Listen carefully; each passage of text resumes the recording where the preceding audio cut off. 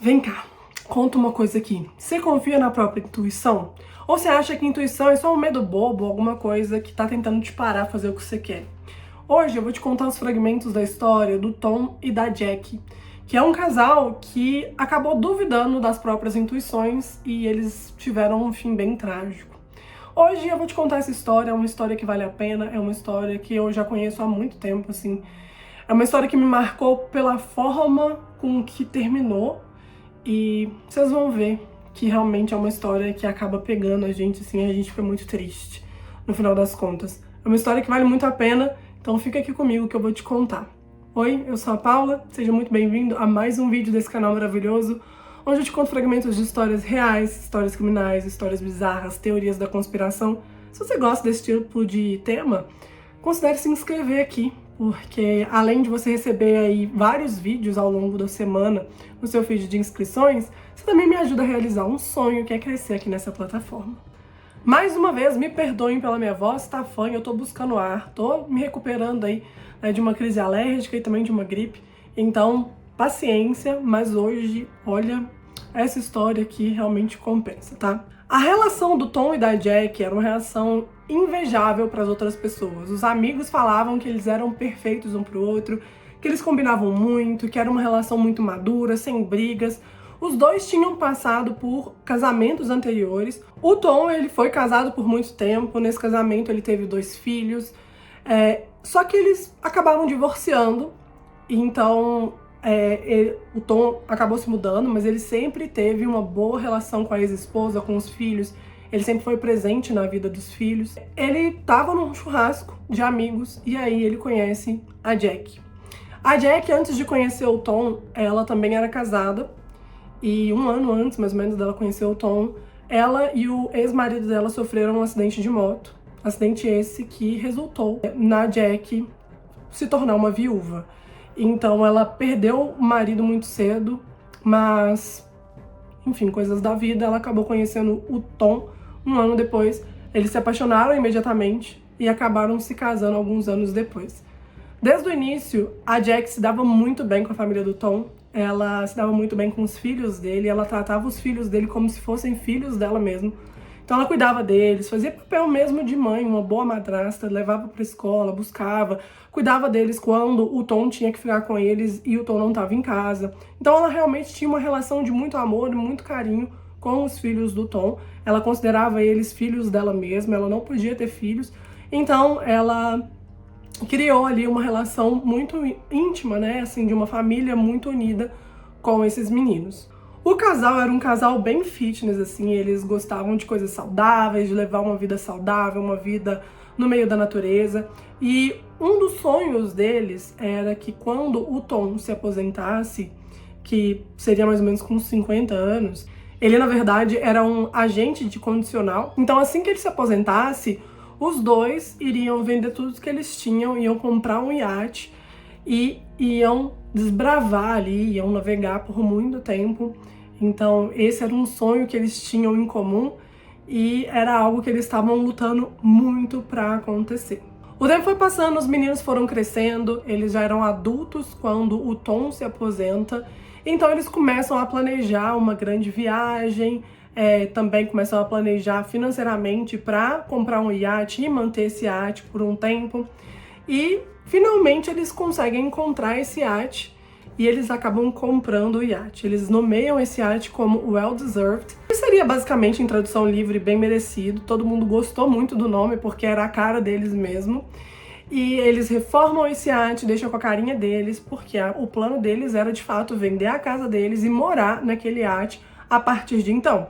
Então é assim que eles fazem, eles gastam dinheiro ali reformando e fica do jeitinho que eles querem. Eles fazem algumas viagens experimentais no início e depois eles realizam uma viagem que era uma viagem que eles queriam muito, que era ali pelo México, né? Que era um lugar que eles gostavam muito, inclusive foi um lugar que ganhou tanto o coração do casal que o casal pensava sim em comprar uma casa de férias lá no país. Então era algo que eles já comentavam com a família deles por muito tempo. Essa viagem mais longa deles durou quase 2 anos e foi uma viagem onde eles ficaram distantes fisicamente, porém eles entravam em contato com os filhos Eu digo filhos, não é filho da Jack, mas ela considerava os meninos como filhos. Entrava em contato com a família, com os amigos, estava sempre mandando fotos, vídeos, conversando, mostrando as belezas do lugar. Então, eles eram pessoas que, apesar de não estar nos lugares fisicamente, todo mundo sempre acabava lembrando deles, porque conversava muito com eles. 2 anos de viagem, o filho mais velho do Tom, ele entra em contato com eles e ele dá uma grande notícia para a família, que é que a esposa dele estava esperando um bebê. Então, eles ficam muito, muito felizes, e aí eles tomam a decisão de voltar para o Arizona, porque dessa forma eles poderiam acompanhar o crescimento do bebê, e a Jack, que não tinha tido nem filho pequeno, não tinha cuidado de criança e que ela amava criança, queria estar ali presente, fazer o papel de avó que ela podia fazer, acompanhar o crescimento da criança, ela ia ficar muito feliz assim. Então os dois acabam tomando uma decisão difícil, porém bem plausível, de voltar e ficar mais próximo da família. Só que para isso eles precisavam vender o iate, afinal de contas, eles precisavam do dinheiro para investir em uma casa e talvez até comprar um barco menor para eles fazerem pequenas viagens, mas eles precisavam desse dinheiro nesse momento. Bom, claro que eles compartilham tudo isso com a família, com os amigos, e todo mundo acha que a decisão é super plausível. Então eles voltam e eles colocam o barco ali num porto da Califórnia, e ali eles tentam vender esse iate. Ali era mais próximo do Arizona, ali também era um lugar onde muita gente com muito dinheiro frequentava, então provavelmente seria muito mais tranquilo, muito mais fácil eles conseguirem ali um comprador que ia cuidar do barco de verdade, igual eles cuidavam, e que eles conseguiriam vender pelo preço que eles gostariam de vender. Então eles anunciam esse iate e várias pessoas entram em contato com eles, lembrando, gente, que no momento o iate estava ali parado, eles estavam morando ainda, aquilo ali era a casa permanente deles, só que eles também tinham um carro para eles poderem se locomover ali na cidade, tá? Então, eles estavam bem estruturados, digamos assim, tá? Tinham muitos e muitos iates ali no Newport Beach, então, pessoas conversando a respeito do anúncio e tal.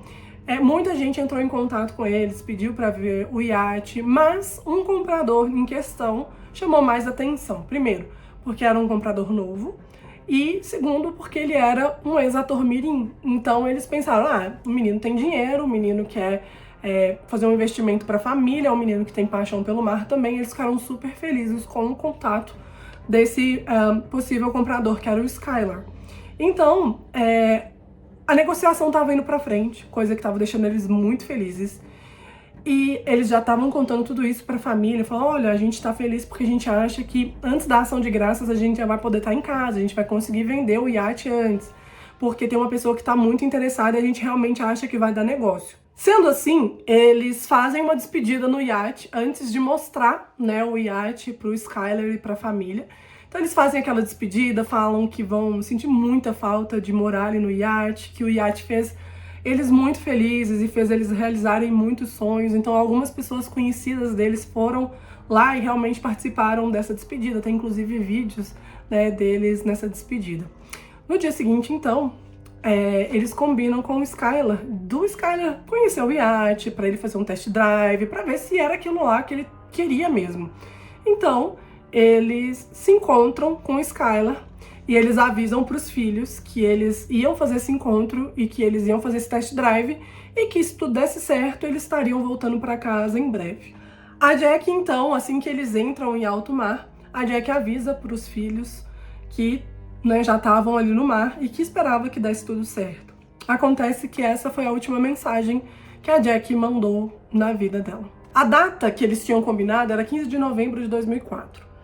O barco sai e só no dia 16 de novembro de 2004 que ele dá entrada de novo ali no porto.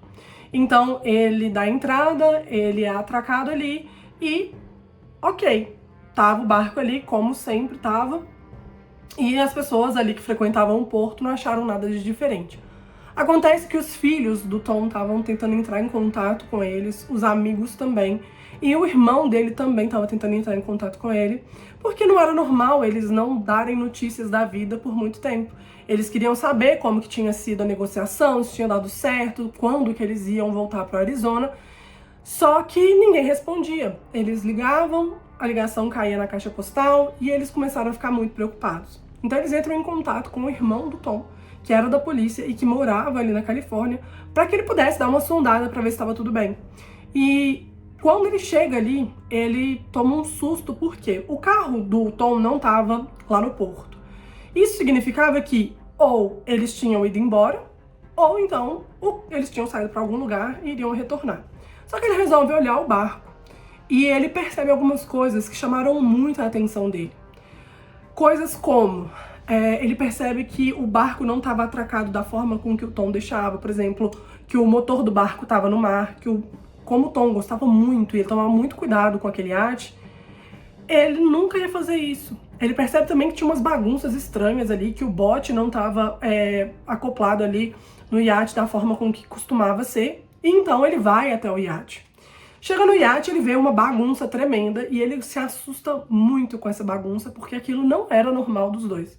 Ele fala, gente, eles nunca deixaram esse iate desse jeito, né? Alguma coisa aconteceu.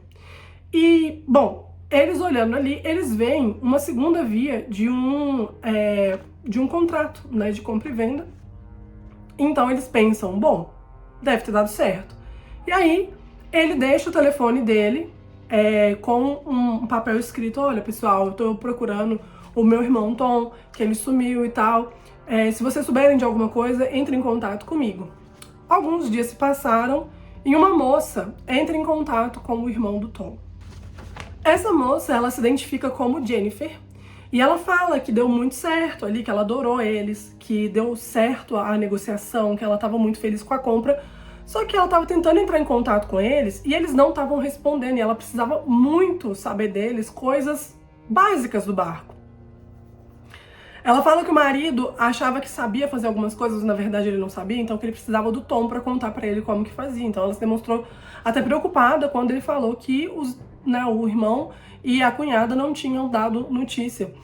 Então ela inclusive fala coisas assim, nossa, por favor, se você encontrar eles, fala que a gente também tá atrás deles, a gente queria muito saber como que mexe em algumas coisas aqui da embarcação pra gente conseguir andar com mais segurança. Então, o irmão fala que tudo bem, ele não desconfia de nada. Assim que ele entra em contato com a Jennifer e ele não tem resposta, ele dá queixa de desaparecimento na delegacia. Ele avisa que eles estão desaparecidos, que ninguém tem notícia.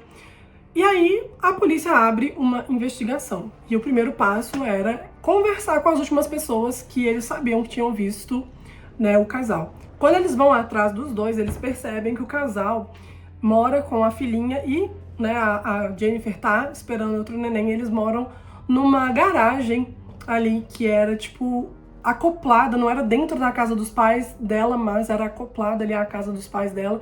E eles acham muito estranho como que um casal novo, o Skylar com 25, a Jennifer com 23, com uma filha cuidando e uma filha na barriga, tem grana o suficiente para poder pagar em dinheiro o iate. Então a polícia questiona isso. E aí o Skylar fala que não, que foi tudo certinho. Ele mostra ali todos os documentos e o documento tava realmente, de fato, tudo certinho. Estava assinado por eles, estava assinado por testemunha, tinha sido oficializado por uma tabeliã. Então eles falam, ok, o documento realmente está certo, mas da onde que vem o dinheiro? Porque vocês não parecem ser pessoas que têm esse dinheiro todo na mão. E aí acaba que o Skylar admite que ele estava fazendo lavagem de dinheiro, mas que isso foi há muito tempo atrás, que agora ele estava fazendo tudo certinho e que, como ele estava com um bebê pra vir, um bebezinho novo para cuidar, que ele tinha mudado de fato, enfim. Então a polícia concorda com isso, né? Não tinha prova de nada, não tinha nada. E aquela investigação ali era para exclusivamente encontrar o casal Hawks. Então eles vão pro barco e eles começam a fazer buscas ali no barco para tentar entender o que pode ter acontecido com eles. É aí que eles encontram uma notinha, né, do Target. Target é um supermercado nos Estados Unidos. E o Target, assim como a maioria, né, dos supermercados lá, eles tiram foto de todas as pessoas que vão no caixa eletrônico. Então, elas são filmadas e fotografadas. E aí eles vão no Target e eles pedem essas imagens do horário, do local e tal. Essa imagem é fornecida e é um homem que está fazendo essas compras. E posteriormente eles descobrem que esse homem é o pai da Jennifer e que ele tinha ido lá porque a Jennifer tinha pedido para ele para comprar algumas coisas de limpeza para fazer uma limpeza geral ali no iate que estava precisando de uma geral. Essas compras eram compras suspeitas, tá? Eram compras que incluíam sacos de lixo, incluíam alvejantes, coisas realmente de limpeza mais pesada, assim. Então, sempre que a polícia vê isso, a polícia já se atenta, falando, será que não aconteceu nada aqui que a gente precisa realmente averiguar? A Jennifer, ela fala que realmente foi isso mesmo, que ela pediu pro pai dela ir lá, ela tava na igreja, inclusive, no dia que eles foram lá. E aí, quando ela chega da igreja, ela fala, não, meu pai foi lá porque eu precisava limpar o barco, né? O barco não tava numa situação tão legal de limpeza, inclusive eu ainda nem limpei direito o barco. O que acontece é que eles não tiveram nenhuma resposta concreta, né, daquela conversa. Eles então entram em contato com a família dos Hawks, que também não tinham notícias deles, e eles pedem para começar a divulgar as coisas nas redes sociais para, se alguém tiver visto eles ou se tiver acontecido alguma coisa, para as pessoas avisarem. E assim é feito, eles começam a divulgar amplamente nas redes sociais, e então uma pessoa vê as publicações, ela vê o carro, né, que eles estavam descrevendo lá, e eles entram em contato e falam, olha, tem um carro igualzinho a esse, de uns dias pra cá, que ele não ficava aqui, perto da nossa casa, numa casa móvel, tipo um trailer. Então a polícia vai lá averiguar, e quando eles chegam, bate realmente com a descrição. Eles veem que é a mesma placa, que é o mesmo tudo, e então eles entram em contato com a pessoa ali, né, que morava naquela casa, e ele fala, não, esse carro aqui é do meu amigo, só tô guardando pra ele. Aí eles falam, ah, tá, você conhece o Tom? Ele fala, que Tom? Eu tô guardando pro Skylar. Então eles ligam o Skylar mais uma vez nessa história. E aí então que a polícia começa a trabalhar com a possibilidade de um homicídio e que o Skylar estava envolvido nisso. Não tinham nada para ligar o Skylar até então. Eles não tinham uma confissão, eles não sabiam o que tinha acontecido, nem nada do tipo. Então eles vão atrás da Jennifer de novo, eles falam, Jennifer, se você tiver alguma coisa para confessar, para contar do Skylar, conta pra gente, a gente vai te livrar, né, de qualquer penalização e tal. E ela fala que não, que deu tudo certo, que não tinha acontecido nada, que ela não sabia de nada, que realmente foi tudo do jeito que ela falou. Ela sempre negou que existiu algo a mais ali naquela negociação. Ela fala, inclusive, que tem as pessoas, a testemunha, tem a tabeliã, que eles podem comprovar tudo o que estava acontecendo. A polícia, então, vai primeiro atrás da tabeliã, e a tabeliã fala que não, que foi tudo normal, a negociação foi normal, que não teve nada demais, que o Skylar realmente pagou no dinheiro, que foi tudo certo. A testemunha que estava lá era o Alonso. O Alonso é um amigo do Skylar, que ele tinha ido, teoricamente, para poder fazer o test drive com o Skylar. Só que ele é um amigo que o Skylar conheceu na prisão. Acontece que depois, né, da desconfiança da polícia que o Skylar era o autor e que, sim, havia um homicídio ali, eles começam a vasculhar a vida dele e eles descobrem que, na verdade, o Skylar estava em liberdade condicional por um assalto à mão armada. Assalto esse que foi muito agressivo, que ele se juntou com alguns colegas de trabalho, né, e entraram na casa de outro colega que ele estava com uma arma carregada, então ele foi preso. O Alonso, ele conheceu na prisão, então era um amigo dele ali, da época, né, de prisão. A polícia não tinha nada que ligava o Skylar ainda de concreto no crime, mas desconfiava muito dele. Então a polícia usa aquela confissão que ele faz de lavagem de dinheiro e prende o Skylar preventivamente. Insistentemente, eles iam atrás da tabeliã, que sempre negava, iam atrás da Jennifer, que também sempre negava, e até então eles não tinham encontrado o Alonso ainda. Só que a tabeliã ficou com peso na consciência e ela volta na delegacia para contar a verdade. E ela fala que a verdade é, ela não conhece ninguém, né? A única pessoa daquela negociação que ela sabia que existia era o Skylar, porque ele procurou ela e ele ofereceu um dinheiro para ela fazer o documento, assinar o documento para uma data mais para frente, uma data específica. E ela fez isso, como ela era de fato tabeliã, ela colocou toda a documentação válida e entrega para ele de volta. Os oficiais então encontram o Alonso e eles falam que eles já sabem que aquele documento era um documento falso, que eles tinham a confissão da tabeliã. E que se ele ajudasse, contribuísse no caso, ele ia receber uma pena assim muito singela, né, perto do que ele receberia se eles descobrissem alguma coisa, já que ele era cúmplice, já que ele tinha inclusive assinado ali naquele papel. Então, gente, que o Alonso resolve abrir a boca e ele resolve testemunhar contra o Skylar, contra a Jennifer, e também contra a outra pessoa que estava ali no barco naquele dia, que era o John Kennedy. A polícia então pede para ele descrever a dinâmica dos fatos e ele conta que no dia, né, em questão, que o casal estava bem desconfiado, né, por ser um casal novo que estava comprando, então eles estavam questionando muito o Skylar, e o Skylar fala, não, esse dinheiro que eu tô comprando o barco de vocês é um dinheiro que eu guardei, né, quando eu era ator mirim, eu fiz parte dos Power Rangers, eu também fui parte da Marinha, então eu fui guardando esse dinheiro, e agora que eu tenho uma filhinha e que também minha esposa tá grávida, a gente resolveu ter um barco pra gente fazer algumas viagens, e eu gosto muito de barco, então é por isso que a gente tá comprando. O casal, ele tava um pouco desconfiado, e então o Skylar sai pra conversar com a Jennifer, e a Jennifer chega no barco segurando a bebê, e aquilo ali, gente, desarma totalmente o casal, que eles veem que o que ele tava contando de ter uma esposa com uma criança era verdade, então eles falam, ah, não, tudo bem, vamos embora lá e tal, e a Jennifer sai do barco, ela não fica lá, tá? Então, no barco estão só o Alonso, o Skylar e o John, e o Skylar fala que ele chamou os dois amigos porque os dois amigos entendiam mais daquele tipo de embarcação do que ele. E tudo bem, né? O casal ficou orgulhoso de mostrar ali, né, o iate e tal, porque eles sabiam que realmente era uma embarcação muito boa. Acontece que quando eles chegam em alto mar, tanto o John como o Skylar vão pra cima do Tom e rendem o Tom.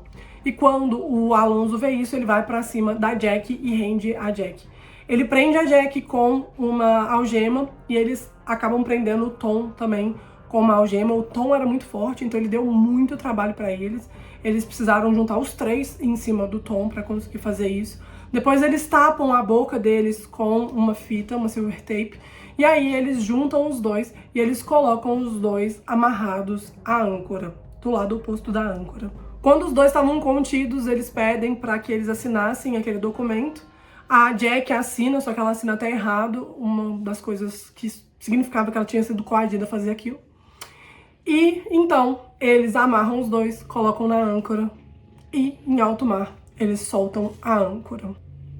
É dito que os dois estavam vivos, estavam conscientes e que, gente, deve ser muito triste você pensar nessa cena, sabe? Eles foram pro mar abraçados, sabendo que isso ia acontecer, que eles não tinham a mínima chance de se soltar. Deve ser assim, nossa, deve ser uma coisa muito pavorosa pensar nisso, sabe? E, enfim, eles se livraram do casal, eles comemoraram, né, quando o casal afunda de vez. Eles esperam um tempo e eles levam o iate de novo pro porto e atracam o iate lá no porto. O Alonso, ele dá esse depoimento nos 3 julgamentos, tanto da Jennifer como do John, como do Skylar. No caso da Jennifer, muita gente achava que ela não tinha nada a ver com a história, mas a real é que ela era a cabeça de tudo, ela tinha pensado em tudo isso, ela queria fazer com que a família dela tivesse uma condição melhor de vida, ela estava cansada de morar ali junto com os pais, estava cansada da vida dela, ela era uma cabeleireira que trabalhava muito e ela não conseguia, né, sustentar a família dela, então ela estava pensando num grande golpe e foi esse o grande golpe dela. Então, no final das contas, o Alonso, ele foi, por conta dessa confissão e também por conta dele ter dado esses depoimentos nos julgamentos dos outros 3, ele recebe 20 anos de prisão. A Jennifer recebe perpétua por um duplo homicídio e o John Kennedy, ele recebe pena de morte por um duplo homicídio, já que ele já tinha algumas passagens, inclusive uma suspeita de homicídio nas costas. Agora o Skylar, ele também recebe pena de morte, porque ele tem o duplo homicídio, e durante as investigações, eles descobrem que, na verdade, ele era culpado por um outro homicídio que tinha acontecido 1 ano antes, né, do homicídio dos Hawks, lá no México. Então esse caso estava sem solução até eles começarem a investigar o Skylar. E aí, eles investigando o Skylar, eles descobrem esse terceiro homicídio, então ele pega pena de morte por conta desses 3 homicídios. O Skylar sempre se julgou sendo uma pessoa incompreendida, ele sempre almejou coisas muito grandes, sempre falou que ele era alguma coisa muito grande, mas que na verdade isso não era verdade. Inclusive, ele sempre falava pra todo mundo que ele tinha participado dos Power Rangers. Realmente ele participou, só porque ele era um figurante e nunca nem teve o nome dele, né, citado. Até tentou a carreira artística dele, mas ele nunca conseguiu um papel, nunca conseguiram dar pra ele um papel onde ele tivesse falas e tudo mais, porque ele realmente não conseguia se soltar, né, ele não conseguia ter um destaque ali como ator. Ele não conseguia decorar as falas, não conseguia falar com a entonação correta, então ele sempre era descartado em todos os testes que ele fazia. Outra coisa que foi uma derrota na vida dele, né, que foi antes dele conhecer a Jennifer, que foi que ele realmente entrou pra Marinha, né? Só que depois de 15 dias, ele saiu. Ele não... A verdade é que ele recebeu uma dispensa não honrosa. E isso porque ele recebeu faltas, né, que não deveria receber. Então, basicamente, ele abandonou o negócio e acabou recebendo a dispensa não honrosa porque ele não ia. E foi logo depois dessa passagem pela Marinha que ele conhece a Jennifer online. Ele tinha mais ou menos 20 anos de idade. E aí eles começam um relacionamento a partir dali. Só que ele sempre brigando porque ele não conseguia levar dinheiro para dentro de casa, ele não parava em emprego nenhum, ele fazia as coisas erradas dele, então ele tinha as questões dele com a polícia, então a vida dele sempre foi assim. Em 2019 ele passa por uma mudança de gênero oficial. Ele não mudou o primeiro nome dele, né, o Skylar, que já era um nome tipo que ele já tinha mudado antes, mas ele mudou o segundo, né? O segundo nome dele era Julius e ele passou para Preciosa depois que ele teve essa mudança oficial de gênero. E só uma curiosidade, depois de tudo que aconteceu, depois da mudança de gênero, ela fala que ela tentou fazer a cirurgia sozinha e que ela queria vender aquele barco, dar aquele golpe do barco pra conseguir pagar a cirurgia de transição. É mole, gente. É bem complexo, né? Mas é isso. Eu fico assim, sempre, toda vez que eu falo, lembro desse caso, eu fico bem em choque, porque assim, eles tiveram uma pontadinha de desconfiança e preferiram não confiar neles mesmos. Eu também fico muito triste pela forma com que tudo aconteceu. Deve ser muito pavoroso, deve ser um dos piores tipos, né, de morte, assim, morrer afogado e saber que você vai morrer afogado ali, que não adianta você fazer nada por aquilo. Você vê a pessoa que você ama morrendo do seu lado também, deve ser algo completamente desesperador. Os corpos deles nunca foram encontrados, né? Então, é isso, gente. O vídeo de hoje é esse, é muito triste mesmo, é um caso realmente bem comovente. Vou ficando por aqui, a gente se vê no próximo vídeo.